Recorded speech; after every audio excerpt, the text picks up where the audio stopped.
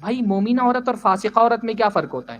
فاسقہ عورت شادی سے پہلے 10 مردوں کو گھما چکی ہے، اپنے سارے احساسات جذبات وہ لٹا چکی ہے کئی مردوں پہ، تو اس کا شوہر اس کی زندگی میں پہلا مرد نہیں ہوتا۔ فاسقہ عورت اس نے تو اپنے جذبات کئی مردوں پہ لٹا دیے، پر مومنہ عورت تو اپنی محبت کے جذبات کو، اپنی الفت کو، اپنی فیلنگز کو، اپنی جذبات کو، اپنے محبت کے احساسات اور شعور کو بہت سنبھال کر کے ایک اپنے شوہر کی امانت سمجھ کر کے رکھتی ہے۔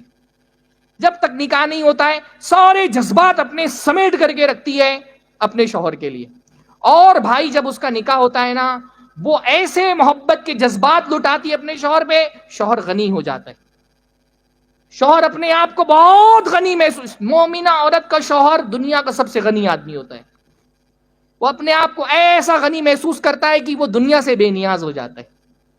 مومنہ عورت اپنے شوہر سے بہت محبت کرتی ہے، اس کی وفادار ہوتی ہے، اس کے لیے جان نچھاور کرنے والی ہوتی ہے۔ تو اللہ کے رسول نے فرمایا جنت میں جو تمہاری بیویاں ہوں گی وہ کون ہوں گی؟